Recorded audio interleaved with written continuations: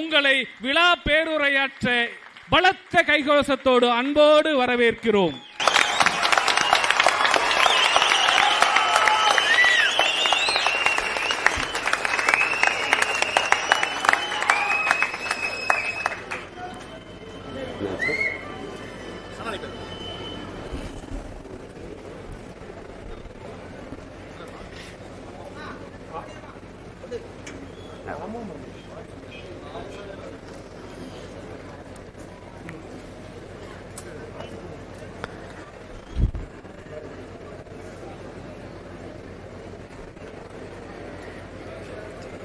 கருப்பண்ணன் மாரியப்பன் கல்லூரியில்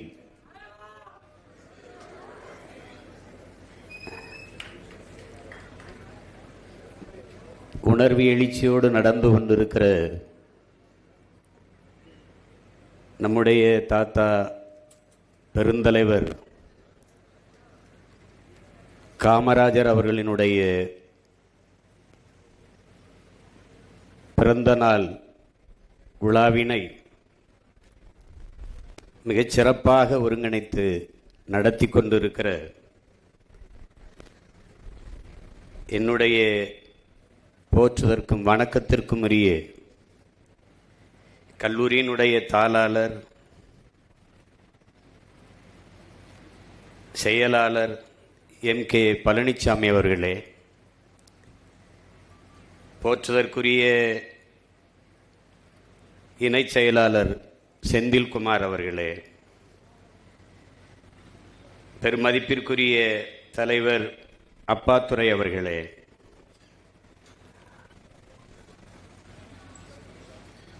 நாடார் மக்கள் முன்னேற்ற சங்க நிறுவன தலைவர், கல்லூரியினுடைய உறுப்பினர் பெருமதிப்பிற்குரிய பொன் விஸ்வநாதன் அவர்களே,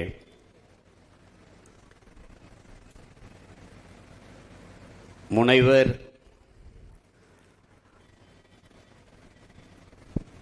பேராசிரியர், நம் எல்லோருடைய அன்பிற்கும் பாசத்திற்கும் உரிய பெருந்தகை ஐயா ராஜாராம் அவர்களே,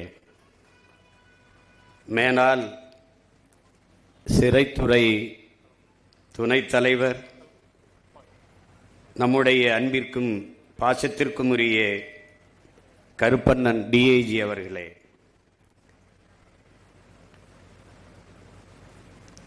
கருப்பண்ணன் மாரியப்பன் கல்லூரியினுடைய தமிழ்துறை பேராசிரியர் முனைவர் இரா செல்வராஜா அவர்களே, போற்றுதற்கும் வணக்கத்திற்கும் உரிய பேராசிரியர் பெருமக்களே, நாளைய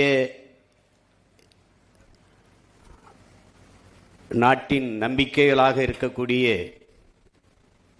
என் உயிருக்கினிய எனது தம்பி தங்கைகளே, உங்கள் அனைவருக்கும் என்னுடைய அன்பும் வணக்கமும்.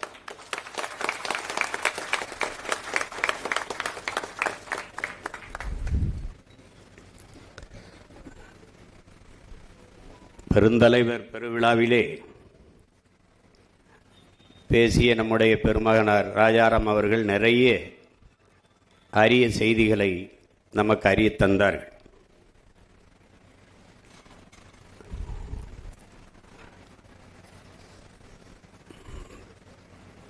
பெருந்தலைவர் வந்தவர் போனவரெல்லாம் தலைவர் என்றாக இருக்கும்போது அவரை ஏன் நாம் பெருந்தலைவர் என்று சொல்ல வேண்டும் என்றால்,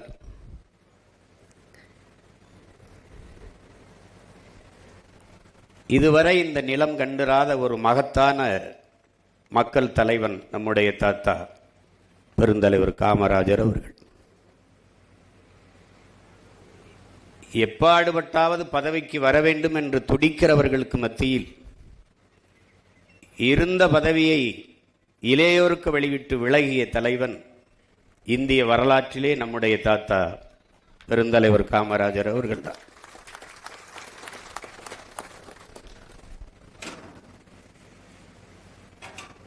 வரலாற்றில் அவருக்கு சில பக்கங்கள் இல்லை,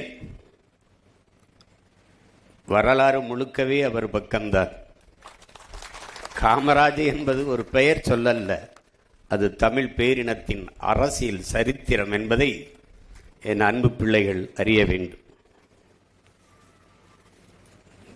காலத்தின் கடைசி கருணை காமராஜர் என்கிறார் நம்முடைய ஐயா கவியரசு கண்ணதாசன் அவர்கள்.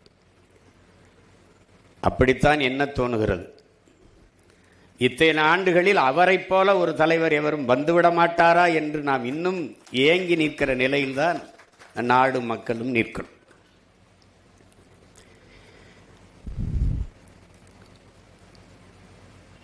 இங்கே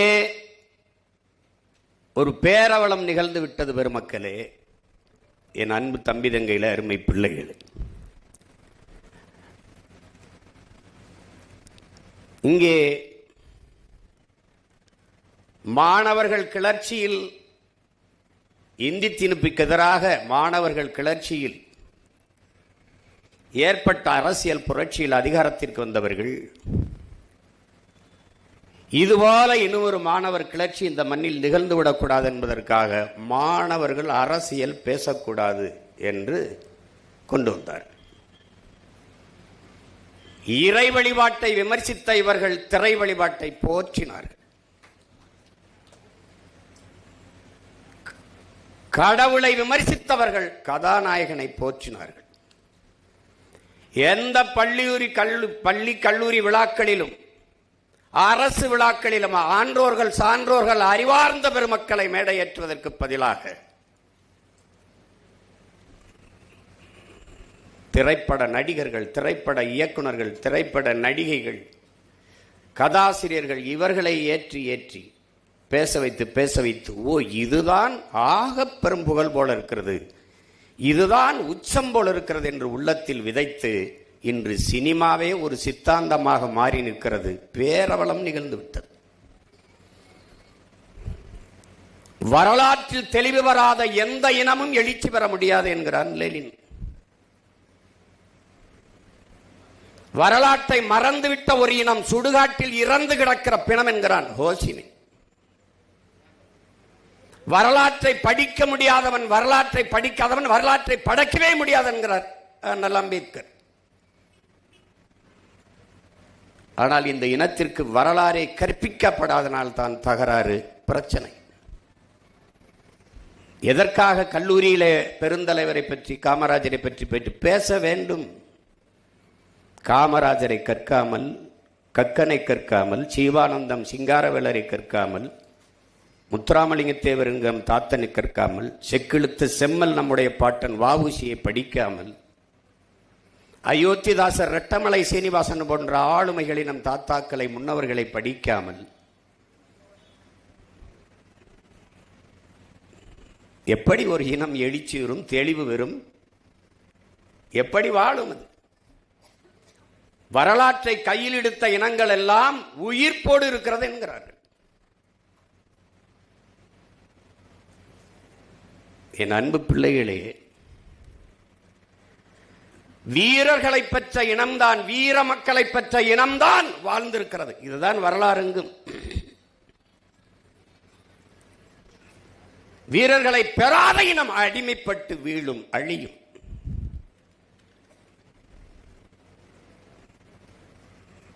அப்படி வீர மக்களை அறிவார்ந்த, அறம் சார்ந்த, ஒழுக்கம் சார்ந்த தலைமுறையை வளர்த்தெடுத்தாமல் போனதின் தடுமாற்றம் இப்போது. இங்கே பேசிய அன்பு குழந்தை பேசினாலே குறிப்புகளோடு பேசுகிறவன் அல்ல தலைவன், குறிக்கோளோடு பேசுகிறவன் எவனோ அவனே தலைவன். தாளில் இருந்து படிப்பவன் அல்ல தலைவன், தலையில் இருந்து பேசுகிறவன் எவனோ அவனே தலைவன்.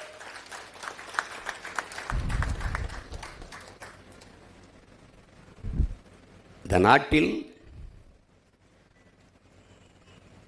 காமராஜரை போதிப்பதன் மூலமாக நானும் என் தாத்தன் காமராஜரை போல உண்மையும் நேர்மையுமான தூய்மையான தலைவனாக வர வேண்டும் என்று இத்தனை ஆயிரம் கூட்டத்தில் ஒருத்தனுக்கு அந்த சிந்தனை வந்தால் இந்த நிகழ்வு பெருமை அடைகிறது, புனிதம் அடைகிறது.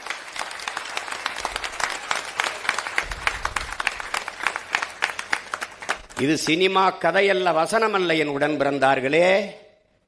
இது ஒரு தேசிய இனத்தின் காயம் தோய்ந்த ரத்தம் சிந்திய கண்ணீர் நிறைந்த வரலாறு. அதை கவனத்தில் வச்சுக்கணும். எத்தனை ஆண்டுகளாகிவிட்டது காமராஜரை இறந்து, இன்னும் அவரை போல ஒரு ஆட்சி செய்வோம் என்றுதான் சொல்கிறார்கள் ஒழிய ஏடையில் எவனாவது இவர் ஆட்சி அவர் ஆட்சி இத்தனை தலைவன் காமராஜர் ஆட்சி ஏன் 9 ஆண்டுகளான ஆண்டு இருக்கிறார். 60 ஆண்டுகளாக ஆண்டவர்கள் ஆட்சியை எவனும் சான்று சொல்வதில்லை. வெறும் 9 ஆண்டுகள்.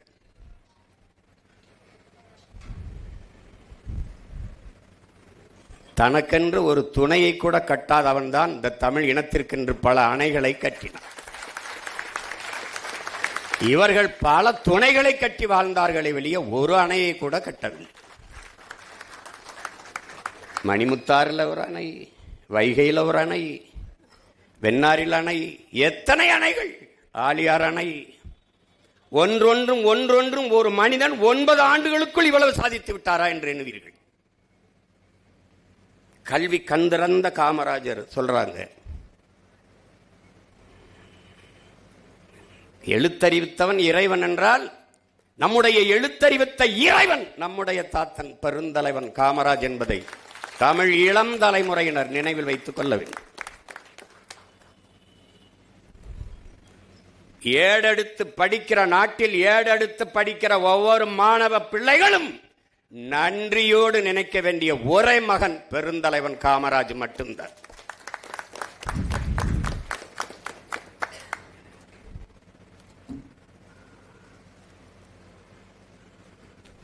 கண்ணுடையர் என்பார் கற்றார், கல்லாதார் முகத்திரண்டு புண்ணுடையருங்கிறார். கல்வியை கண்ணுங்கிறார். கண்ணில் என்ன கல்வி இல்லைன்னா கண்ணாலாத பார்வையற்றவனுக்கு ஒப்பானவன்கிறார். கற்றவருக்கு சென்ற இடமெல்லாம் சிறப்புங்கிறார் அவ்வை. ஒரு மன்னனுக்கு கூட அவன் நாட்டு ஆளுகிற அந்த எல்லைக்குள்ளதான் நாட்டுக்குள்ளதான் மதிப்பு இருக்கும். ஆனால் கற்றவனுக்கு சென்ற இடமெல்லாம் சிறப்பு இருக்கும்.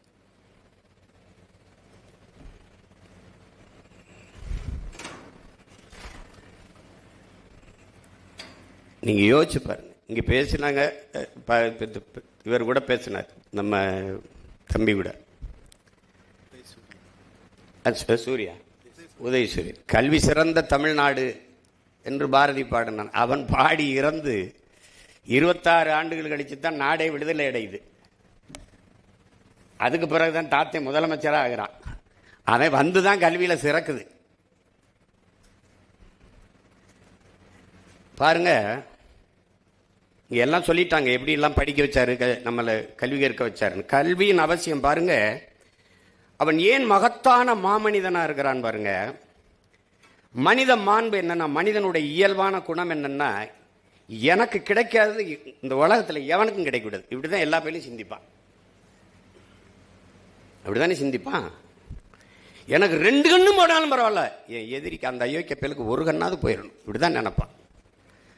ஆனால் உலகத்தில் இந்த மண்ணிலே ஒரே ஒரு மகன்தான் தனக்கு கிடைக்காத கல்வி என் நாட்டு பிள்ளைகளுக்கு கிடைக்கணும்னு நினைச்சான். அவன் என்ன நினைச்சிருக்கான், நானே படிக்கல, இவெல்லாம் படிச்சு என்ன செய்ய போறான், போடா நீ எல்லாம், உனக்கெல்லாம் கல்வி ஒரு கேடா, உனக்கு படிப்பு ஒரு கேடா, போடா அப்படின்னு சொல்லியிருப்பான்.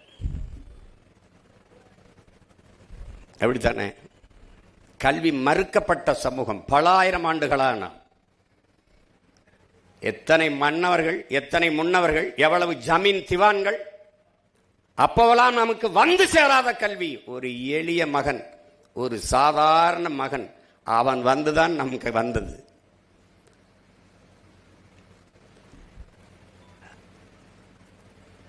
பாருங்க, நம் பாட்டன் கரிகாலன் கூட ஒரு அணை தான் கட்டினான். நம் தாத்தன் தான் தமிழ்நாடெங்கும் அணை கட்டினான். எத்தனை ஏரிகள், எத்தனை குளங்கள், எத்தனை கண்மாய்கள் அவன் உருவாக்கியது, எவ்வளவு சாலைகள் அவன் போட்டது. அவன் கனவு முழுக்க மக்கள், மக்கள் நலன், நலன் இருந்தது. எத்தனையோ தலைவர்கள் சிலையாக நிற்பார்கள். சிலையாக திருமணம் செய்யவில்லை, குழந்தை பெறவில்லை, ஆனால் சிலையாக நிற்கும் போது 2 குழந்தைகள் விரலை பிடித்துக் கொண்டு நிற்கிற சிலை உலக இந்த தமிழ்நாட்டில் நம்முடைய தாத்தன் காமராஜுக்கு தான். ஆழ்ந்த சிந்தனையாளன், பேரறிஞன், நேருக்கே ஆலோசனை சொன்ன, நேரே பலன்னு திணறிட்டாப்ல. இந்த திம்மையா இந்த ராணுவ தளபதி ஒரு பேச்சும் கேட்க மாட்டார். சோகத்தில் இருக்காப்புல சந்திக்க போகும்போது, என்ன இப்படி ஒரு மாதிரி இருக்கீங்க? அவரை நேர்கிட்ட என்ன தமிழ்ல பேசியிருப்பார், நல்லா இங்கிலீஷ் பேசுவாப்புல. பெரிய புலமை பெற்ற ஆங்கில மாதிரி இல்லை, கருத்தை கடத்திடுவார். இல்லைன்னா இந்திரா காந்தி, லால்பூர் சாஸ்திரி இவர்களையெல்லாம் பிரதமரை உருவாக்கி அவங்களோடலாம் பேசியிருக்க முடியுமான்னு பாருங்க. சாகும்போது தலைமாட்டில் ஒரு புத்தகம் இருக்கு, ஹிட்லரோட மெயின் கேம்புங்கிற வரலாறு, அவனுடைய பயோகிராஃபி தலைமாட்டில். நான் கூட என் நாடு என் மக்கள் எனது போராட்டம் தமிழ் பதிப்பை தான் படித்தேன். என் தாத்தன் தலைமாட்டில் வச்சிருந்த புத்தகம் மெயின் கேம்புங்கிற ஆங்கில பதிப்பு. அப்போ கேட்கும்போது நேரு குழம்பிட்டாப்ல, என்ன செய்யலாம் அப்படிங்கும்போது சொல்றாப்புல, என்ன உங்கள் பிரச்சனை அப்படின்னு. திம்மையா பேச்சு கேட்க மாட்டார, கிருஷ்ணமேனன் அந்த ஒரு இராணுவ அமைச்சர் பேச்சு கேட்காம பெரிய குழப்பமாக இருக்குது காமராஜ். அப்படி அதுக்கு என்ன அப்படியா, ஒன்று செய்யலாம், ஒரு 2 மாதம் அவருக்கு விடுமுறை கொடுங்க, குடும்பத்தோட உலக நாடுகளுக்கு சுற்றுலா போயிட்டு வர சொல்லுங்கள், எல்லா நாட்டு இராணுவத்துக்கும் போயிட்டு வரட்டும். நீங்கள் ஒரு போன பிறகு முப்படைகளுக்கும் ஒரே தளபதின்னு இருக்கிறதுனால தானே பிரச்சனை. 3 படையாக பிரித்து, கடற்படை, வான்படை, காலாட்படை பிரித்து, அப்படி 3 படைக்கு வெவ்வேறு தளபதியை போட்டுருங்க. அவர் வந்த பிறகு இதில் ஏதாவது ஒரு படைக்கு தளபதியாருன்னா 3 படைக்கு தளபதியாக இருந்தவர் கூச்சப்பட்டு வேணாம் பதவின்னு போயிடுவார், பிரச்சனை தீர்ந்துரும்னோடனே கட்டி பிடிச்சது எனக்கு தோணலையேன்னு. அவன் நேரு பெரிய கல்வியாளன். பாராளுமன்றத்தில் நேரு பேச வந்தால் எந்த உறுப்பினர் வெளியில் போக மாட்டான், அவ்வளவு ஆளுமையா பேசக்கூடிய பேராற்றல் கொண்டவன். பல ஆண்டுகள் சிறையில் இருந்தான். அவன் சொன்னா, இன்னும் எத்தனை ஆண்டுகள் வேணாலும் சிறையில் என்னை போடுங்கள், ஆனால் புத்தகத்தை மட்டும் என் கையில் கொடுங்க. அவ்வளவு பெரிய அறிஞனுக்கு அறிவு சொன்னவன் நம்முடைய தாத்தன் காமராஜ். சீனாவுக்கு இந்தியாவுக்கும் போர் வந்துட்டது, இந்தியா தோக்குது, ஏன்னா சீனா உண்மையில ராணுவம் வச்சிருக்கு, உங்களுக்கு தெரியும் நினைக்கிறேன். அந்த நாட்டில் குடிமகனில் ராணுவ வீரன் என்று தனியா கிடையாது, ஒவ்வொரு குடிமகனும் ராணுவ பயிற்சி எடுத்திருப்பான், சிறந்து விளங்குவான் மார்ஷல் ஆர்ட்ல, தற்காப்பு கலையில். அவன் போர் வந்தா எல்லாரும் போரிடுவான், அவனை ஒன்றும் செய்ய முடியல. ரொம்ப வருத்தத்தில் இருக்காரு. அப்பவும் நம்ம தாத்தன் போயிட்டு, என்ன பிரச்சனை அப்படின்னு, சீனாவில் நம்ம தோத்து போயிட்டோம், நம்மகிட்ட ஆயுதங்கள் வலுவா இல்லை, வாங்கி சேர்க்கணும் அப்படின்னு. என்ன எங்கேருந்து வாங்கலாம், அமெரிக்காவிலேருந்து வாங்கலாம், வாங்க வேண்டியதானே, என்ன கேட்குறானோ அதை கொடுத்து, அதெல்லாம் கொடுத்துச்சு, பணம்லாம் போயிடுச்சு. நான் ராணுவத்தை அந்த தடவாள ராணுவ ஆயுதங்களை அனுப்ப மாட்டேங்கிறான், அதுக்கு கேரண்டி கேட்குறான். கேரண்டி கேட்குறானா? அப்படியா? அவன் கொடுக்க மாட்டானா? இல்லை, அங்கே இருக்கிற அந்த வங்கிகள்லாம் நமக்கு நம்மளை நம்பி கேரண்டி தரமாட்டுது, ஒப்புதல் தர மறுக்குது அப்படின்னு. அப்படியா? இப்போ அவன் கடை ஏதாவது இங்கே இருக்கா கேட்குறாப்புல, அவர் மொழியில் கேட்குறாப்புல. அவன் அமெரிக்காரன் கடை எங்கேயாவது இருக்கா? ஆமாம் இருக்கு, அமெரிக்கன் எக்ஸ்பிரஸ் பேங்க்னு ஒன்று இருக்கு, அதை இழுத்து மூடுங்க, அதை சாத்துங்க. டேய், எனக்கு கேரண்டி தராத பையன் நாட்டு கடை இங்கே எதுக்கடா இருக்குன்னு போடு அப்படின்னு கடையை மூட போட அவன் உடனே கையெழுத்த போட்டு சரச்சரன ஆயத்தை அனுப்பி விட்டான். இவனை படிக்காதவனா, படிப்பறிமை விட பட்டறிவு மேலானது என்று உலகத்தில் வாழ்ந்து காட்டிய ஒரு மகத்தான மேதை நம்முடைய தாத்தன் காமராஜ். நீ நெருப்பு சுடும் சுடும் என்று படித்தாய், அவன் தொட்டு பார்த்து நெருப்பு சுடும் என்று உணர்ந்தவன். நீ புரிஞ்சுக்கணும், அவன் பெரிய ஆளு, நீ சாதாரண ஆள் நினைக்காத. அவன் ஆளு எளிமையா இருந்தான் அப்படின்னு நினைக்கிறனால ஏதோ இதுதான் இருக்க அப்படின்ட்டு. பெரிய சிந்தனையாளன், பேரறிஞன். இதனால இங்க பாருங்க, மண்ணாங்கட்டின்னு ஒருத்தர், அது சட்டமன்ற உறுப்பினர்கள் விடுதியில் வேலை செய்வாப்புல எடுபடியா. இப்போ தாத்தா முதலமைச்சர் காமராஜர், இன்னொரு தாத்தன் நம்முடைய தாத்தன் மூக்கையாத்தவர் சட்டமன்ற உறுப்பினர். அவர் அறையில், சட்டமன்ற அறையில் அவர் வேலை செஞ்சுக்கிட்டு இருக்காப்புல. இந்த மண்ணாங்கட்டி 8ஆம் வகுப்பு கூட படிக்காதவங்கெல்லாம் அரசு பணியிலிருந்து நீக்கிறார். சும்மா ஒரு இது பியூன் மாதிரி அரசு பணியிலிருந்து நீக்கிறாரு. அப்புறம் மண்ணாங்கட்டி ரொம்ப தடுமாறுகிறாரு. அவர் குடும்பம் அவரை நம்பி தான் இருக்கு, வேலை இல்லை, நம்ம படிக்கலையே, இப்போ என்ன பண்ணுறாரு, அரசு வேலையிலேருந்து நீக்கி விட்டாரே அப்படின்னோடனே அவர் ரொம்ப புலம்புறாரு. போய் தாத்தா மூக்கையத்தவர்கிட்ட போய் குறை சொல்கிறாப்புல, இப்படி பண்ணிட்டாரு முதலமைச்சர் அப்படின்னு. ஃபோனை போடுறா அப்படின்னு சொல்கிறாப்புல. இவர் ஃபோனை போட்டுறாரு. நேராக முதலமைச்சர் வீட்டுக்கு போட்டோன்னே யாராவது உதவியாளர்கள் எடுப்பாங்கன்னு நினச்சிக்கிட்டு இருக்காங்க. அவரே எடுத்துறாப்புல, ஐயாவே எடுத்தவொன்னு. இவருக்கு என்ன சொல்றன்னு தெரியல. ஐயாவே எடுத்துட்டாரு அப்படின்னு. அப்ப கேள்றா, படிக்காத நீங்க முதலமைச்சரா இருக்கும்போது படிக்காத நான் பியூனா இருக்கக்கூடாதான்னு கேள்றா. சொல்லி விட்டுறாப்ல. சொல்லி விட்டோன்னே இவர் கேட்டுவிட்டாப்ல. கேட்டோடனே இவர் என்ன சொல்றாரு, எடுத்தது காமராஜன் தெரியாம சொல்லிடுறாரு. ஐயாவை பேசுறாருன்னு தெரியல, இப்போ யாரோ பேசுறாங்க அப்படின்னு போடுறா கேள்றா, படிக்காதவங்க காமராஜ் முதலமைச்சராக இருக்கும்போது படிக்காத நான் வந்து பியூனா இருக்க முடியாது, இருக்கக்கூடாதா அப்படின்னு கேள்றா அப்படின்னு கேட்டு போறாரு. கேட்டினோடனே அப்படியா நீங்கள் யார் பேசுறிய, ஆஹா அப்படின்னு வச்சுட்டு கொஞ்சம் அரை மணி நேரத்தில் போலீஸ் வண்டி வந்து நிற்குது. மண்ணாங்கட்டிங்க யாரு அப்படின்னு பதறிட்டாப்ல. ஐயோ பெரிய பிரச்சனை ஆகி போச்சு அப்படின்ட்டு பதறினோடனே இவர் என்ன சொல்றாருல, நீ போடா, நீ முன்னாடி போடா, நான் வாரேன், முன்னாடி போ, நான் வாரேன் ஐயா, இப்படி என்னையா என்னை இப்படி தனியாக விட்டு போடா, நான் வாரேன். அங்கே போனால் வாசலில் நிற்கிது ஒரு உருவம். வாங்க வாங்க, நீங்கள் தான் மண்ணாங்கட்டியா, வாங்க வாங்க வாங்க, உட்காருங்க உட்காருங்க. நான் ஒரு தப்பு பண்ணிவிட்டேன். அந்த ஜீவோல அரசாணையில் இனிமேல் 8ஆம் வகுப்புக்கு கீழே படித்தவர்களுக்கு வேலை இல்லைன்னு போட்டிருக்கணும். அது தவறு பண்ணிவிட்டேன். ஆமாம், உங்களுக்கு 2 பொம்பளை பிள்ளைகளாமே, அது கேள்விப்பட்டேன். அதுக்குள்ளே விசாரித்து வச்சுருந்துருக்கான் பாருங்க ஒரு தலைவன். அவன் வரக்கும்னா யார் மண்ணாங்கட்டி அவன் வாழ்க்கை வரலாறு பூரா வாய்ச்சி வச்சவொடனே உங்களுக்கு வேலை இருக்குது, உங்கள் வீட்டுக்கு அழைச்சி சொல்லிடுங்க, எல்லாம் வருத்தத்தில் இருப்பாங்க, சாப்பிட்ருக்க மாதிரி தெரியல, இந்தாங்க காசு விடு, சாப்பிட்டு வீட்டுக்கு காசு சாப்பாடை கொண்டு கொடுங்க சொல்லு, போயிட்டு வாங்க. இதனால தான் அவன் பெருந்தலைவன் ஆகிட்டான். உங்களுக்கு புரியுதுன்னு நினைக்கிறேன். தன்னை அந்த கேள்வி கேட்டா, அடா அயோக்கிய பயலை, இன்னைக்கு கைது பண்ணி ஒதுக்கி போட்டிருப்பான், குண்டாசனம் கூட போடுவான்.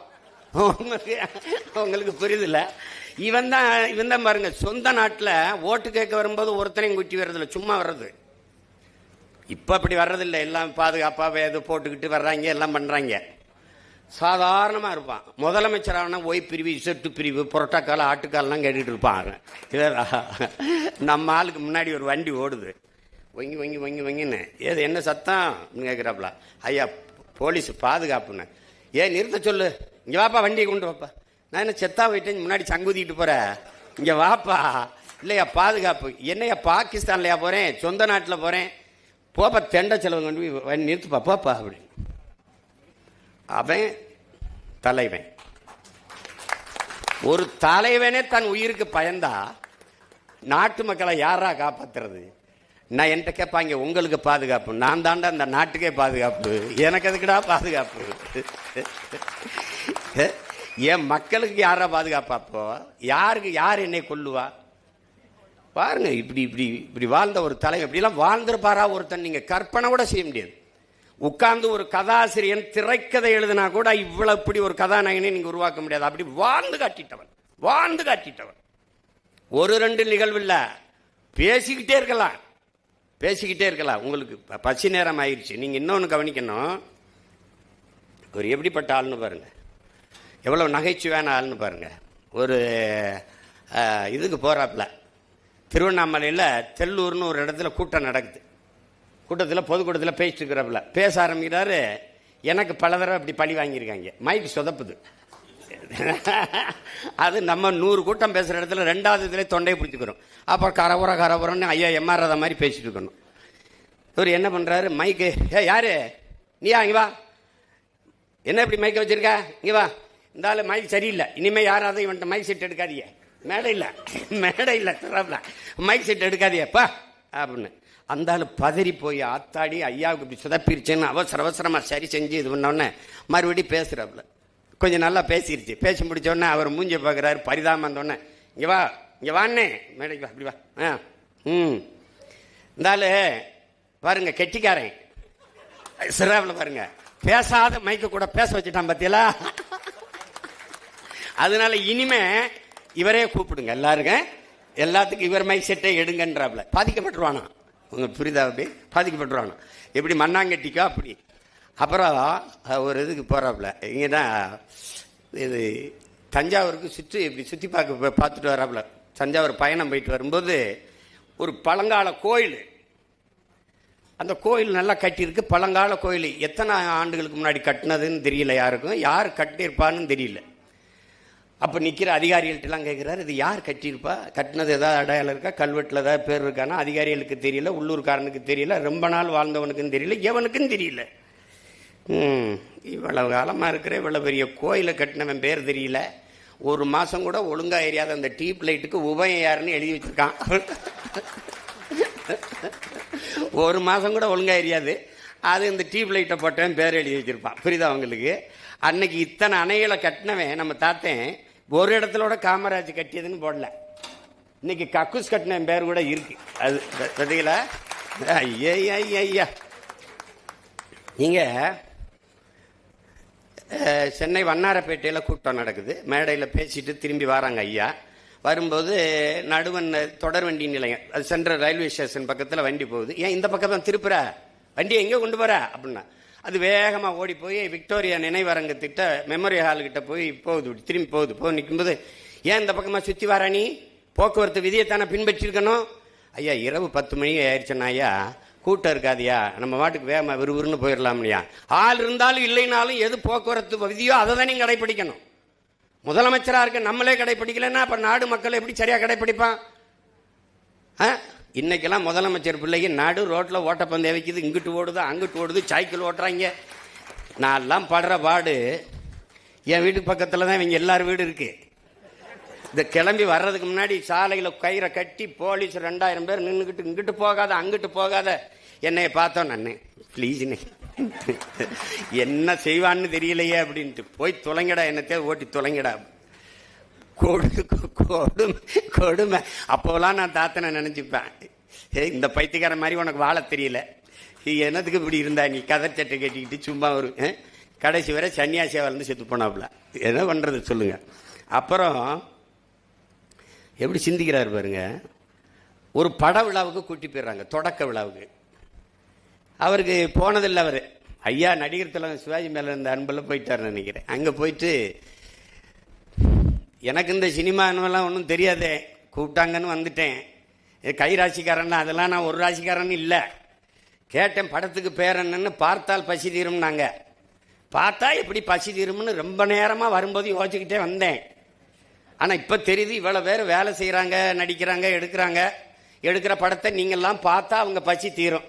அது சரியாக தான் வச்சிருக்கான் பேர். அவர் அதாவது அப்படி ஒரு தலைவனை நீங்கள் வந்து ஒரு சிற்பிகிட்ட கொடுத்து கூட செதுக்க முடியாது. சிவகாமியால் மட்டும்தான் செதுக்க முடியும்.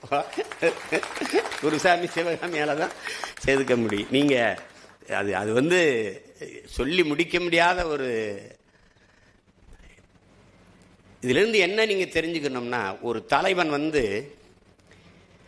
ஒரு தவம் போல இருந்து இந்த நாட்டை வந்து ஆட்சி செஞ்சிருக்கான்.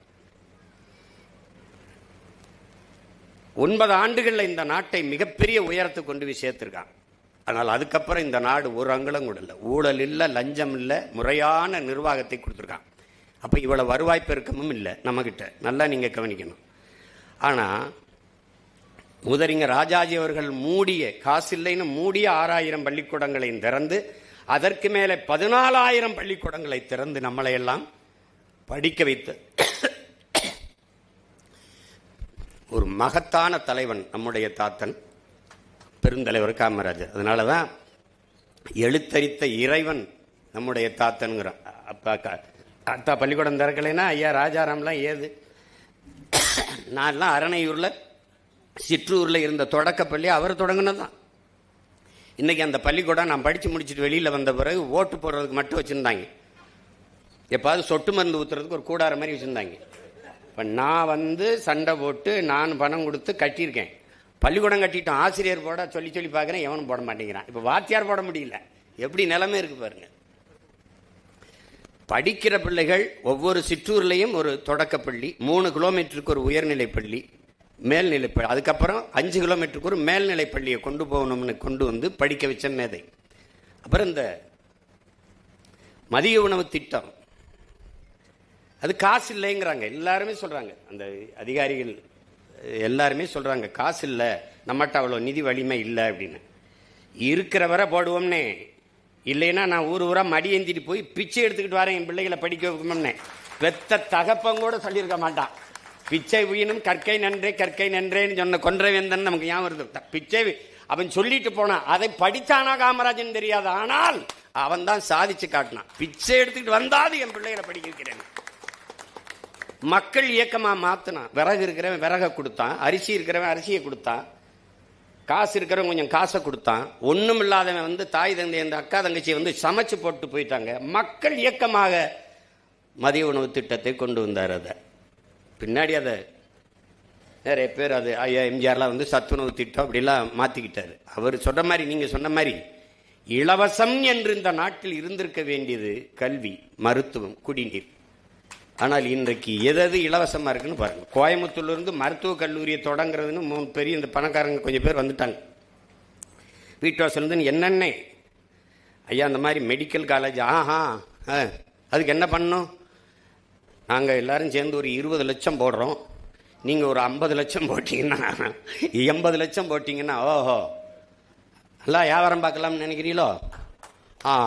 இதுக்கு எதுக்கு இவ்வளோ தூரம் வந்தீங்கன்னே ஒரு கடித எழுதியை போட்டிருந்தீங்கன்னா நான் முடியாதுன்னு ஒரு பதில் கடிதத்தை போட்டு வேலையை பார்த்துருப்பேன்ல. கல்வி வியாபாரமாகி விடக்கூடாது என்று கவனமாக இருந்த தலைவன் நம்முடைய தாத்தன் பெருந்தலைவர் காமராஜ். இன்னைக்கு ஒரு பள்ளிக்கூடம் ஒன்று கூட அரசுகிட்ட இல்லை. கொடுக்குற அனுமதிகள் பூரா மிகப்பெரிய வகுப்பறைகள் வர்த்தக அறைகளாக மாறிடுச்சு. அறிவு கருவறை வியாபார அறையாக மாறிடுச்சு. அப்போ அந்த நிலையில் அவர் மருத்துவம் அவர்கிட்ட இருந்துச்சு, கல்வி அவர்கிட்ட இருந்துச்சு, போக்குவரத்து அவர்கிட்ட இருந்துச்சு. இன்னைக்கு எதுவும் நம்மகிட்ட இல்லை, எதுவும் நம்மகிட்ட இல்லை. நீங்கள் வந்து என் அன்பு பிள்ளைகள் அரசியல் கற்கணும். உங்களுக்கு ஒன்று சொல்லுவேன், இந்த எந்த பேராசிரியர் எந்த ஆசிரியர் சொன்னாலும் கேட்காதீங்க. நான் உங்கள் உடன் பிறந்தவன், உங்கள் மேலே இருக்கிற பேரன்பின் காரணமாக இதை சொல்கிறேன், பெரும் அக்கறையின் காரணமாக சொல்கிறேன். அரசியலை கற்பிக்காதது கல்வியே இல்லை. அரசியலை தாண்டிய கல்வி உலகத்திலே கிடையாது. அரசியல் என்ற எண்ணம் இல்லாதவன் மனிதனாக இருக்க முடியாது. அண்ணல் காந்தியடிகள், அரசியல் வேண்டாம் என்று நீ விலகி நிற்கலாம், ஆனால் அரசியல் உன்னை விட்டு ஒருபோதும் விலகாது. அரிஸ்டாட்டில். இது நல்லா கவனிச்சுக்க. நீ அரசியல் வேண்டாம் என்று விலகி நின்றால் எவனை வெறுக்கிறாயோ அருவருக்கிறாயோ அவன் ஆட்சியன்களை வாழ நேரிடும்ங்கிறான் பிளாட்டோ. அந்த பிளாட்டோ தான் சொல்றான், கற்காமல் இருப்பதை விட பிறக்காமல் இருப்பதை சிறந்ததுன்றான். ஆனா நம்மளை எல்லாம் கற்க வச்சான் ஒரு தாத்தன். அவன் கற்கல. என்ன பள்ளிக்கூடம் போய் படிக்கல வந்தான், அவ்வளவுதான். அவரை கேள்வி பண்ணாங்க, இவர் ஒரு படிக்காதவர், இவர் கல்லூரி போகாதவர், இவருக்கு என்ன இருக்குது அவருக்கு என்ன இருக்குது அப்படின்ட்டு. அவருக்கு என்ன பூகோளம் தெரியாது, வரலாறு. அவர் சொல்லி மேடையில் சொல்றப்ப நான் படிச்சவன்னு ஒருபோதும் சொல்லலையே. எனக்கு பூகோளம் தெரியாது தான். ஆனால் தமிழ்நாட்டில் எத்தனை ஊர் இருக்குது, எத்தனை ஆறு இருக்குது, அந்த ஆறுக்கு அருவி எங்கெங்க வருது, எத்தனை அணை இருக்குது, எத்தனை ஏரி இருக்குது, எத்தனை குளம் இருக்குது, எத்தனை கம்மா இருக்குது, எந்தெந்த ஊரில் எவ்வளவு சனம் வாழுது, எவ்வளவு ஏக்கர், எவ்வளவு ஏக்கர் விவசாயம் பார்க்கப்படுது, இதெல்லாம் எனக்கு நல்லா தெரியும். ஆனால் நீங்கள் இந்த படம் போட்டு புத்தகத்தில் வச்சிருக்கிறது தான் பூகோளம்னீங்கன்னா அந்த பூகோளம் எனக்கு தெரியாது. அதாவது எல்லாமே அவருக்கு தெரியுது. நீ புத்தகத்தில் வச்சிருக்கிறத நான் படிக்கலையே ஒழிய எனக்கு தெரிஞ்சது உன் புத்தகத்தில் இல்லை. அதுதான் இங்கே இருக்கிறது. அப்ப ஒரு அரிதுன்னு அரிதா. நீங்க பார்த்தீங்கன்னா தாத்தா விருதுநகரில் தோத்து போயிடுறாங்க. தோத்து போனோடனே பேரறிஞர் அண்ணா கிட்ட போய் ஆசை தம்பின்னு போய் சொல்றாரு, ஐயா இந்த மாதிரி அண்ணா நம்ம காமராஜ் தோத்துட்டாரு அப்படின்னு மகிழ்ச்சி அடைகிறாப்ல, சந்தோஷமா தோத்துட்டாரு அப்படின்னு. ஒரு கண் கலங்கி சொல்றாரு, சந்தோஷப்படாதீங்க ஆசை தம்பி, ரொம்ப சங்கடப்படுவீர்கள் அப்படின்னு. மகத்தான ஒரு மக்கள் தலைவனுக்கே இந்த நிலைமை என்றால் நமக்கெல்லாம் என்ன நிலைமைன்னு எண்ணி பாருங்கன்றாப்ல. இன்னும் ஒரு கட்சி தலைவருடைய, அவரை எதிர்த்து அரசியல் செஞ்சிருக்காரு, அந்த கட்சி தலைவரின் தோல்விக்கு வருந்துகிறார் பேரறிஞர் அண்ணா அவர்கள். இன்னைக்கு அடுத்தவர் தோல்விக்கு கைகட்டி சிரிக்கிறார்கள், ஏளனம் செய்கிறார்கள். அரசியல் மாண்பில்லாமல் போச்சு. அண்ணாதுரை வந்து அமெரிக்காவுக்கு போகும்போது நிக்சன் சந்திக்க மறுத்துறார் அமெரிக்க அதிபர். நிக்சன் இங்கே வரும்போது ஒரு இந்தியாவில் ஒருத்தரை சந்திக்க நினைக்கிறாரு, அது நம்ம தாத்தா காமராஜர். அவனுக்கு ஏதோ அவரை பிடிக்க பாத்திரம் எப்படியாதுன்னு நினைக்கிறாப்புல. நம்மளால திமிரல நிக்சன் எல்லாம் நான் பார்க்க முடியாதுன்றாப்புல. என்ன அப்படி சொல்லி அவர் அமெரிக்கா யாரா இருந்தா என்ன, நம்ம அண்ணாதுரையை சந்திக்காம மறுத்துட்ட போது நான் ஏன் அவனை போய் சந்திக்கணும்? எப்படி பாருங்க, அண்ணாதுரை சந்திக்கலையா, நம்மளை சந்திக்கிறாரா, வெறுப்புக்காவது அவரை சந்திப்போம்னு நினைச்சு சந்திக்கிறாள் இன்னைக்கு இருக்கு. அவ்வளவு அரசியல் மாண்பும் நாகரிகம் கொண்டு அரசியல் தீண்டாமை துளியும் இல்லாத வாழ்ந்த பெருமக்கள் அன்று வாழ்ந்திருக்காங்க. அதனால மகத்தான தலைவர்கள்லாம் இந்த மண்ணில் வாழ்ந்திருக்கிறாங்க. அதில் நீங்கள் வரலாற்றில் காமராஜர்லாம் இன்னைக்கு பாடமாக இருக்குதா, படிக்க முடியுதான்னா எனக்கு தெரியல. நீங்கள் வள்ளுவத்தை திருக்குறளே படிக்க கற்பிக்க ஆள் இல்லை. இப்போ ரொம்ப கடினம்தான் நாட்டு நிலைமை. ஆனால் இதுக்கு ஒரு காலம் வரும், காலம் வரும்ல. பெருந்தலைவர் ஆட்சி மீண்டும் வரணும்னாலும் அவன் பேரன் ஆட்சி வந்தால் தான் வரும். அது இல்லைன்னா கஷ்டம். படம் இல்லை காமராஜ் எங்களுக்கு, படம் இல்லை எங்களுக்கு, படிப்பினை பாடம், வரலாற்று பெருந்தடம் எங்களுக்கு காமராஜ். அது சிலை இல்லை, எங்கள் ஆள் மனதில் ஒவ்வொரு நொடியும் கொதிக்கிற உலை. அது உலை, அதை நீங்கள் புரிஞ்சுக்கணும். சும்மா ஏதோ வருஷத்துக்கு ஒரு தடவை மாலையை போட்டு கும்பிட்டு போகிற கூட்டம் இல்லை இது. அவன் என்ன செஞ்சான், அவன் நேர்வழி தடத்தில் பயணித்து இந்த நாட்டையும் மக்களையும் நல்வழிப்படுத்துவது ஒன்று தான் கனவாக இருக்கணும். அது இன்றைய தலைமுறை தமிழ் பிள்ளைகளுக்கு தேடி தேடி படிங்க, படிங்க. நீங்கள் பாடத்தை மட்டும் படித்தா அதுதான் அறிவு நினச்சிங்கன்னா கஷ்டம். அதுதான் அது கஷ்டம், அது ரொம்ப கடினம். அதை தாண்டிய கல்வி இருக்குது, அதை படிக்கணும். இன்னைக்கு சூழியல், அறிவு, பொருளியல் இதெல்லாம் நீங்கள் படிக்கணும். அரசியல் என்பதை ஒரு வாழ்வியல் என்று நீங்கள் உணருங்க. அறிவியல் புவியியல் போல வாழ்வியல். ஏன் அதை சொல்ற அண்ணே? உங்கள் வாழ்வில் பிறப்பிலிருந்து இறப்பு வரை அனைத்தையும் தீர்மானிப்பது அரசு. அந்த அரசை தீர்மானிப்பது அரசியல். அந்த அரசியலை நாம சரியா பண்ணல அப்படின்னா தடுமாறிடும். அதனால நீங்க என்ன படிக்கணும், அதுக்கு என்ன வேலை, அதுக்கு என்ன சம்பளம், அந்த வேலையை நீங்க எங்க பார்க்கணும், எல்லாத்தையும் அரசு தான் தீர்மானிக்குது. பிறப்பு சான்றிதழிலிருந்து இறப்பு சான்றிதழ் பெறுகிற வரை தீர்மானிப்பது அரசியல். அந்த அரசியலை கற்றுக்கொள்ளுங்கள், அதில் ஆழ்ந்த அறிவு தெளிவு பெறுங்கள். இல்லை என்றால் நாட்டை நீங்கள் நல்வழிப்படுத்த முடியாது. ஒரு பதறு சமூகமாக நாம் மாறிப்போம். இப்ப நமக்கு எந்த பெருமையும் வெளியில போய் சொல்ல முடியாது. நாங்கள்லாம் சேர சோழ பாண்டிய வம்சம், நாங்கள்லாம் தெரியுமா, எங்களுக்கு உலகத்துக்கு பொதுமறை தந்தவன், எங்களை போல ஆகச் செழுமையான இலக்கிய வளம் கொண்ட இனத்தை உலக வரலாற்றில் காட்டுங்கள். அதெல்லாம் ஒன்றும் பேச முடியாது, ஒரு பெருமையும் பேச முடியாது. நீ இப்ப இருக்கிற நிலைமையில நீங்கள் அதெல்லாம் நீங்களடா அப்படின்னு. அதனால இதை மறுபடியும் சொல்வேன். தமிழர் என்றொரு இனம் உண்டு, தனித்தே அவருக்கு ஒரு குணம் உண்டு. அமிழ்தம் அவரது மொழியாம், அன்பே அவரது வழியாம்னு நம்முடைய தாத்தன் நாமக்கல் கவிஞன் பாடுறான். தமிழன் என்ற ஒரு இனம் உண்டு, தனித்தே அவருக்கு ஒரு குணம் உண்டு. மானமும் வீரமும் அவருக்கு உயிரென்று உலகத்திற்கு காட்டியவன் என் உயிர் தலைவன் மேதகுவே பிரபாகரன் அவர்.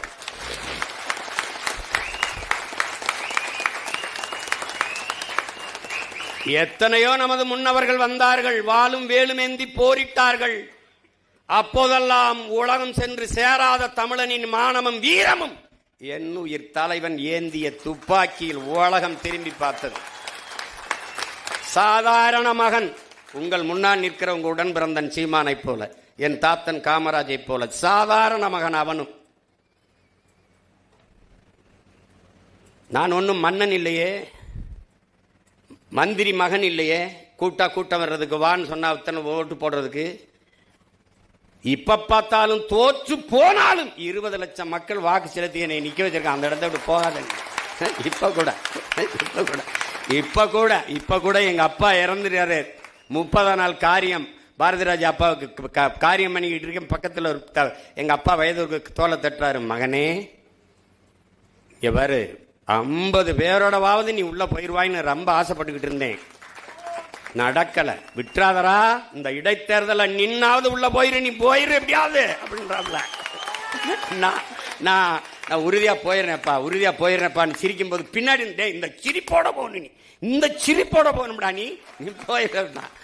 அதனால சாதாரண மகன் இந்த மண்ணிலே நம்முடைய பாட்டன், வரலாற்றில் பெருமை மிக்க குறியீடா இருக்கிற பாட்டன் தீரன் சின்னமலை. அவன் மன்னன் வாரிசுலாம் கிடையாது, மந்திரிலாம் கிடையாது. விவசாய குடும்பத்தில் ஒரு மகன் வாடான்னா வந்தான் படைக்கு. அது மாதிரி என் தலைவன் மந்திரி மகனோ அது கிடையாது, வாடானா நாட்டு விடுதலைக்கு சாகன்னு வந்தான். அது மாதிரி தான் நான் வாடானம் இனத்தின் விடுதலைக்கு, மொழி விடுதலைக்கு நான் வர்றேன். அதனால என் அன்பு தம்பி தங்கைகளுக்கு சொல்லுவேன், இவங்கெல்லாம் அது எங்கள் ஐயா கூட பேசும்போது, ராஜாராம் ஐயா கடைசியாக முடிக்கும்போது, அரசியல் பேசக்கூடாது. நம்ம பாட்டியுடைய மரணத்துக்கு காசு இல்லாமல் இருந்தார். அதை சொல்ல வர்றதுக்கு அரசியல் பேசக்கூடாது, அரசியல் வேண்டாம் என்பதே ஆகப்பெரிய அரசியல். அதை கவனிச்சுக்கணும். நீங்க அதை பேசாதனால தான் இவ்வளவு பெரிய வீழ்ச்சியை நம்ம சந்திச்சிருக்கோம். அதை கவனமா இருக்கணும். அரசியல் நம் இதய துடிப்பு போல இருக்கணும். ஒவ்வொரு பிள்ளைக்கும் இருக்கணும். சும்மா வரிசையில் நின்று ஓட்டு போடுறது மட்டும்தான் நினைக்காது. 5 வருஷத்துக்கு ஒரு தடவை வரும். நீ நல்ல கல்லூரி தேடி படிக்கணும், நல்ல ஆசிரியர்கிட்ட படிக்கணும், நல்ல பொண்ணு பார்த்து கட்டணும், நல்ல மாப்பிள்ளை பார்த்து பொண்ணை கொடுக்கணும், எல்லாம் கொடுக்கணும். நாட்டை ஆளுகிற தலைவனுக்கு வேணும். அவர் குடிப்பாரா, அவர் நல்லவரா, அதெல்லாம் இல்லை. பொண்ணை கொடுக்கறதுக்கு அவ்வளவு யோசிக்கிற, மண்ணை கொடுக்கறதுக்கு யோசிக்கிறது இல்லை, டாக்குன்னு கொடுத்துரு. அதனால எவ்வளவு பிரச்சனைகள் வரும். நீ பார், இன்னொரு 4 வருஷம் கழிச்சு என்னை தேடி வருவே. அவர் ஒவ்வொருத்தராக கூப்பிடுவா. அவர் எப்பா அவரால் கொண்டு வா பாப்பிட்டு, உனக்கு குடிக்க தண்ணி வச்சிருக்கிய, போத்தலில் குடிக்கிற, இது யாரோடது? இது குடிக்கிற தரத்தில் இருக்குன்னு மருத்துவ சான்றிதழ் தந்தவன். சரி, நான் குடிச்சிட்டேன். இங்கே சுற்றி இருக்கிற காக்கை, குருவி, கொக்கு, மைனாலாம் என்ன பண்ணும்? ஏதாவது யோசிச்சிருக்கியா? இதே பெருந்துறையில் 26-28 கிலோமீட்டருக்கு நிலத்தடி நீரை எடுத்து குடிக்காதே, யுரேனியம் கலந்துருச்சு, குடிக்கிற திறனில் இல்லை, தண்ணி நஞ்சாயிருச்சுங்கிறான். இந்த சிப்காடை வளர்ச்சின்னு சொன்னவன் அவன் மட்டும் சிக்கனான்னு வச்சுக்கோங்க, அதுக்குள்ளே வச்சு கொளுத்தி விட்டுருவேன்.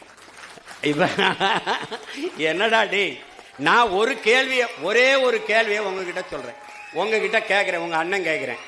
தொழிற்சாலை வளர்ச்சி என்று சொன்னீர்கள், சிப்காடு வளர்ச்சி, அது வளர்ச்சி, இது வளர்ச்சி என்றீர்கள். சரி, எல்லாம் வளர்ச்சி என்றால், இந்த சிப்காடு வளர்ச்சி என்றால், அப்புறம் எதுக்கு எங்க ஆத்தாவுக்கு 2500 கொடுக்குற?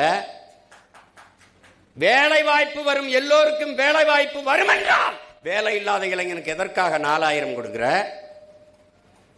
என்ன வளர்ச்சி இது? அப்ப வளரல.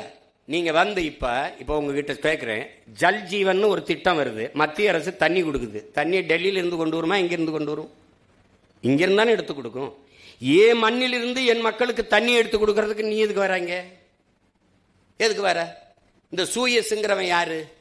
அவன் யாரு? இதெல்லாம் படிக்கணும், நீ படிக்கணும், தயவு செய்து படிக்கணும். ஐயா நக்கீரன் எழுதுன நீர் எழுத்து படிக்கணும். அண்ணன் சொன்னதுக்காக அந்த புத்தகத்தை வாங்கி படிக்கணும். சின்ன புத்தகம் தான், ரொம்ப படிக்காத, 10 பக்கத்திலே எல்லா செய்தியும் வந்துடும். அவன் அந்த அயோக்கிய பிரான்ஸ்லேருந்து போய் உலக வங்கியில் கடன் வாங்குது, அந்த பொலிவியா 250 கோடி. அதுக்கு அவன் சொல்றது, இவனுக்கிட்ட உன் நதியை கொடுன்றான். சரி, நதியை தானே கேட்குறான், என்ன பண்ண போறான்னு கொடுத்துட்றான். அவன் அதுலேருந்து நதியிலேருந்து தண்ணி எடுக்காத, விவசாயத்துக்கு பயன்படுத்தாத, ஒரு சொட்டு தண்ணி உனக்கு உரிமை இல்லை, நதி என்னதுன்றான். கடைசி அவன் கொடுக்குறதான் தண்ணி, அவன் சொல்றதான் காசு. என்ன ஆயிடுச்சு? பல ஆண்டுகள் ஸ்டெர்லைட்டுக்கு எதிராக அப்படி போராடணுமா, அப்படி போராடி ஒரு வங்கி பணியாளன் வேலையை விட்டுட்டு போய் போராடி துப்பாக்கி சுள்ள செத்து நாட்டில் பெரிய புரட்சி வெடிச்சு விரட்டி விட்டாங்க. அந்த பெட்ரோல் நேரம் எங்கே வந்தான்? தமிழ்நாட்டுக்கு வந்தான், கோவைக்கு வந்தான், சூயஸ்ன்னு வந்தான், பேரை மாற்றிக்கிட்டு வந்தான். என்னுடைய பவானி ஆற்று தண்ணீரை எடுத்து கொடுக்கறதுக்கு இவன் யாரா? 3150 கோடி அது காசை கொடுத்துட்டு வர்றான். 3150 காசை கொடுத்து நமக்கு இந்த தண்ணி எடுத்து கொடுக்கறதுக்கு இந்த தனியார் நிறுவனத்துக்கு ஆசையா? சொல்லு பாப்போம். ஒரு நாள் நீ தவிச்சு நிப்ப, பசிச்சு நிப்ப, வேலை வெல்லாம வீதியில் நிற்கும் போது நீ அண்ணனை கவனிப்ப. நீ இப்ப நான் பேசுறதெல்லாம் உனக்கு வேடிக்கையா இருக்கும். நீ ஆடு மாடு வளர்க்கறத அரசு பணியா மாற்றுவோம்னா சிரிக்கிற. ஆனா வீட்டில் போய் தயிர், மோர், பால்லாம் நல்லா குடிக்கிற. வேலை வாய்ப்பு இல்லை. அப்ப ஆடு மாடு மேய்ப்பதையும் வேளாண்மை செய்வதையும் அரசு பணியாக மாற்றிக்கொள்வோம்ங்கிற. அப்ப கூடுதல் வேலை வாய்ப்பு வந்துருது. அவ்வளவுதானே? நீ IAS ஆகிறம் போய்க்க, IPS ஆகிறம் போய்க்க, டாக்டர் ஆகும் போய்க்க. முடியாதவன் இங்க வாடா தம்பி. ஒன்ன நீங்க கவனிச்சுக்கணும். என் பிள்ளை பேசினால அது நான் சொன்னதுதான். உன் செல்போன்ல எத்தனை ஜி வரலாம், ஆனா கஞ்சி விவசாயி நான் தான் ஊத்தணும். நீ சாப்ட்வேர் இன்ஜினியர், சாப்ட்வேர்ல வேலை செய்யலாம், சாப்பிட்டு போய் தான் வேலை செய்யணும். சாப்ட்வேர் இண்டஸ்ட்ரியின் பிதாமகனா இருக்கிற பில்கேட்ஸ் 2,76,000 ஏக்கர்ல விவசாயம் பண்றான். இன்னைக்கு அமேசான் பிரேம் வீடியோ இருக்குல்ல, அதனுடைய உரிமையாளன் பல லட்சக்கணக்கான ஏக்கரில் விவசாயம் செய்யறான். ஏன்? நிலையான பொருளாதாரம், எல்லோருக்கும் வேலை வாய்ப்பு அங்கதான் இருக்குன்னு நினைக்கிறான். பாலின் சந்தை மதிப்பு தமிழ்நாட்டின் 3 லட்சம் கோடி, சாராய சந்தை 50,000 கோடி. அன்னைக்கு நம்ம இவ்வளவு நலத்திட்டத்தை நிறைவேற்றிய தாத்தன் ஒரு சொட்டு மதுவை நாட்டில் வச்சிருந்தான் நான் சொல்லு. இவன் கள்ளுக்கடை கூட திறக்கல, ஒத்துக்கல்ல. இந்த படத்தை வேணா போட்டு பாரு, ஒரு காட்சி இருக்கு. அந்த அம்மா வந்து ஐயான்னு பிள்ளையோட அழும். இந்த அம்மா யாரு, என்ன ஏன் எழுதுறேம்மா சொல்லு. ஐயா என் புருஷனை போலீஸ் பிடிச்சி, சும்மா ஏமா பிடிச்சிட்டு போச்சு. அம்மா சாராயங்க சின்னாரு. யார் இந்த பிள்ளை இந்த அம்மா உள்ள விட்டுதாரு, போமா போமா போமா அப்படின்னு. ஐயா தெரியாம காய்ச்சிட்டாரு, போமாங்கிட்டு. ஒரு கொலகார பையன் கூட ஒரு தாலியத்தான் இருப்பான். உன் புருஷன் செஞ்ச வேலைக்கு ஊர் தாலியாமலாம் அறுத்து போடுவாங்க, போமாங்கிட்டு அப்படின்றாப்ப. இவன் ஏன்டா அந்த டாஸ்மார்க்கை மூடலைன்னா கள்ளச்சாராயம் வந்துரும்ன்றான். எவ்வளோ பெரிய ஐயோக்கியத்தனம். அப்புறம் அதுக்கு போலீஸு, அதுக்கப்புறம் நிர்வாகம், இது வந்துடும் அது போயிடும் சொன்னா எப்படி இருக்கு? இப்படியா பேசுறது? 5 வயசு பிள்ளையை கற்பழிச்சிடறான், 60 வயசு அம்மாவையும் கற்பழிச்சிடறான். அப்போ விபச்சார விடுதியை திறந்து விட்டுரும் சொன்னா எப்படி இருக்கும்? செருப்புகள் அடிக்க மாட்டேன். அப்ப நீ கள்ளச்சாராயம் வந்துருங்கிறதுக்காக திறந்து விடுறேன்னா கட்டுப்படுத்துறா. உங்க உடன் பிறந்தவன் முதலமைச்சர் நாற்காலியில உட்கார்ந்தா ஒரு சொட்டு போத, ஒரு கள்ளச்சாராயம், ஒருத்த மது, கஞ்சா, பான்பராக்கு, சிகரெட்டு, குட்கா வித்துறான்னு சொல்லு. நோக்கம் இருக்கு, இருக்கக்கூடாது, இருக்காது. லஞ்சம் கொடுக்காதேன்னு சொல்ற மகன் இல்ல நான். லஞ்சம் வாங்கின தூக்கிட்ட அந்த இடத்துல உன்னை பண்ணிட்டு இருக்க மாட்டேன், தூக்கிட்டேன். நான் ஏன் கொடுக்காதுன்னு சொல்லணும்? என்ன அதிகாரிகள் யாரும் வாங்கக்கூடாது. வாங்கினா சஸ்பென்ஸ் கிடையாது, ஸ்பாட் டிஸ்மிஸ் தான். பணியிலே இருக்க மாட்டா, தூக்கிடுவேன், அவ்வளவுதான். உன் சர்டிபிகேட் டிஸ்குவால் வேலிட் ஆயிரும். உன் சர்டிபிகேட்டை மதிப்பிழக்க செஞ்சு விட்டுருவேன். ஒழுங்கா இருக்கணும். இதெல்லாம் தன்னலமற்ற அன்பான சர்வாதிகாரியால தான் ஆள முடியும். அப்படி ஒரு தலைமை இருந்தா அவன் தான் என் தாத்தன் காமராஜ். ஆலியாறு டேமை கட்டணும், தண்ணி எடுத்துட்டு வரணும். கேரளாவில் தண்ணி கிடக்கு, 3 கிலோமீட்டர் மலையை குடைஞ்சு இங்கே கொண்டு வந்தால் தான் வரும். அப்போ இந்த கனாலை வெட்டணும், மலைக்குள்ளே குடையணும். அப்போ இன்னைக்கு இருக்கிற நுட்பம் இல்லை. அப்போ என்ன செய்யறது? மனித ஆற்றல் தான். அதை வச்சுக்கிட்டு இன்னைக்கு மாதிரி ரொம்ப வச்சு இதை வச்சு டக்கு டக்குன்னு இல்லை, நாட்டு வெடிகுண்டு கடப்பாறை கோடாரி வச்சுதான் குத்தி போகணும். அப்போ உள்ள ஆளுங்க அனுப்புறாரு, தெரியும் அவருக்கு. வெளியில் வந்தால் பணம், இல்லைன்னா பணம். ஆனால் தெரியும் வழி இல்லை. அனுப்பி இன்னைக்கு திறந்து பல லட்சக்கணக்கான ஏக்கர் ஆழியார் அந்த அணை பாசனத்தில் வாழுதுன்னா அவன் செஞ்சதான். அது தன்னலமற்ற சர்வாதிகாரம். வைகை அணையை கட்டணும், 20 கிராமத்தை வெளியேற்றணும், கத்துவான் மக்கள். ஆனா இன்னைக்கு பல லட்சக்கணக்கான ஏக்கர், பல 100 கிராமங்கள் வாழுது என்றால் அவன் செஞ்ச தன்னலமற்ற அன்பான சர்வாதிகார ஆட்சியால தான். அப்படி ஒருத்தனால தான் செதுக்க முடியும், இல்லைன்னா ஒன்றும் பண்ண முடியாது. நீங்க அவன் ஓட்டு போடாமல் போயிடுவான். போட்டா போட்டும், போடலைன்னா போட்டும் இருந்தால் தான் அவன் சரியா வரும். நீ சமரசம் செஞ்சினா ஒன்றும் செய்ய முடியாது. அந்த நேர்மை அவர்கிட்ட இருந்தது, சாதிச்சாரு. செய்யணும்னு நினைச்சாரு, செஞ்சாவ்ல. அப்ப எத்தனை சாதனைகளை செஞ்சாருன்னு நினைக்கிறேன் நீ? அவர் அதெல்லாம் என் பிள்ளைகள் கற்றுக்கொள்ளணும். ஆகச்சிறந்த கல்வி அரசியல் தான் என்பதை புரிந்து கொள்ளணும். இவங்க பாடம் நடத்துவாங்க, ஆசிரியர். இது இப்போ தன்னாட்சி அதிகாரம் பெற்ற கல்லூரின்னு இதெல்லாம் தீர்மானிச்சது யாரு? ஐஏஎஸ் எங்கே வேலை பார்க்கணும், இந்த மருத்துவக் கல்லூரிக்கு டீன் யாரு, இதுக்கு யார் ஐபிஎஸ், இதையெல்லாம் தூக்கி போடுறோம், அங்கே போடுறவன் இங்கே போடுறவன் யாரு? நாட்டை ஆளுகிற தலைவன். அந்த தலைவன் சரியில்லைன்னா இது எல்லாமே சரியில்லாமல் போயிடும். அப்போ நீ அந்த தலைவனை தேர்வு செய்கிற பணியில் நீ சரியா இருந்துடணும். அதுதான் முக்கியம். 6 மாசத்துக்கு கட்டி கிழிக்கிற சுடிதாரு, பேண்ட், சட்டை, சேலையை போய் புரட்டி எடுக்கிற 5 வருஷம் உன் எதிர்காலத்தை தீர்மானிக்கிற தலைவனை ஒன்றுமே தெரியாமல் போட்டு வந்துடுற, ஓட்ட போட்டு வந்துடுற. என்ன இது? இதெல்லாம் அறிவு இருக்கிற மக்கள் செய்கிற செயல, கற்றவர்கள் செய்கிற செயல. போய்ப்பாரு, கேரளாவில் காரி துப்புறான். ஆந்திரா, கேரளாவில் நம்மளை காரி துப்புறான் ஒருத்தன். இது நான் கூட என்னுடைய தன்மை நிலைப்படத்தில் வச்சிருக்கேன், அதை சிரிக்கிறேன்.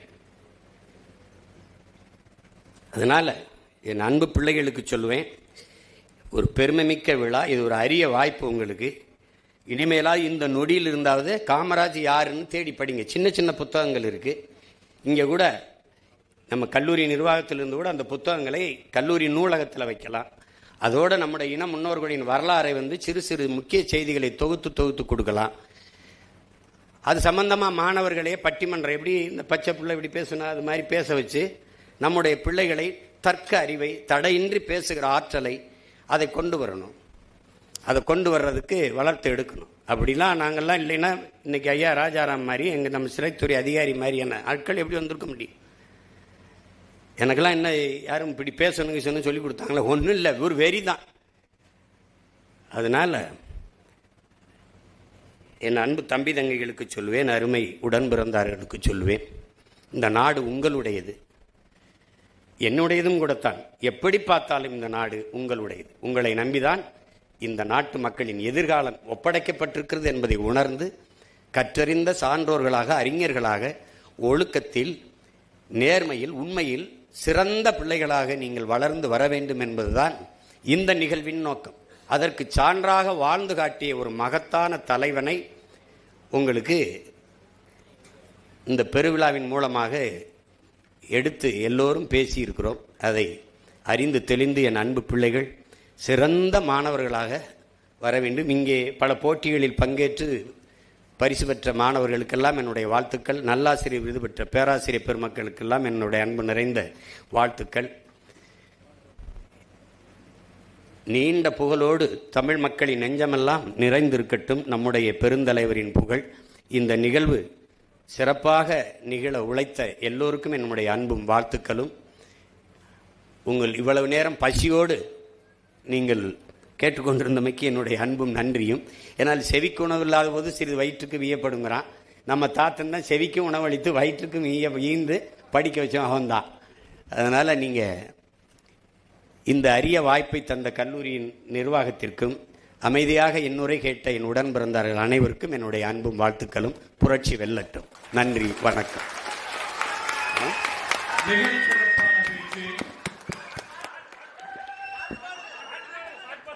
உங்களுடைய பாடலுக்கு, அதாவது திரைப்படத்தில் வந்த பாடலை எல்லோரும் மறந்திருக்கும். ஒரு சில பாடல்களை மட்டும் ஒரு கோரிக்கையாக, வேண்டுகோளாக ரசிகர்கள், மாணவர்கள் இருக்கிறார்கள். சூரியவம்சத்தில் ஒரு பாட்டு, நல்ல பாட்டு இருக்கும். அது உங்கள் மனதுக்கு தோன்றக்கூடிய பாடலை கூட நீங்கள் பாடலாம். அதை எத்தனை தடவை பாடுறது? அனைவரும் அப்புறமா கூட கேட்டுக்கொள்கிறோம்.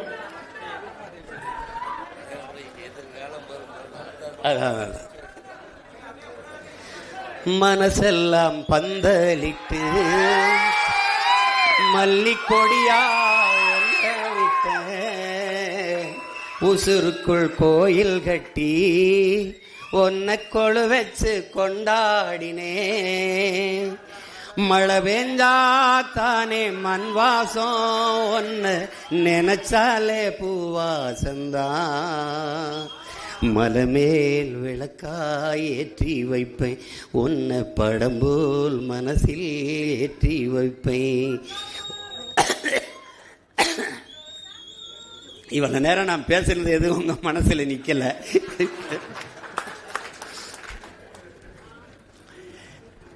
நல்லா படிங்க, நல்லா பாடுங்க, நல்லா விளையாடுங்க, நல்லா ஆடுங்க, நல்ல தலைவர்களா வளர்ந்து வாங்க. எல்லோருக்கும் வாழ்த்துக்கள். நன்றி.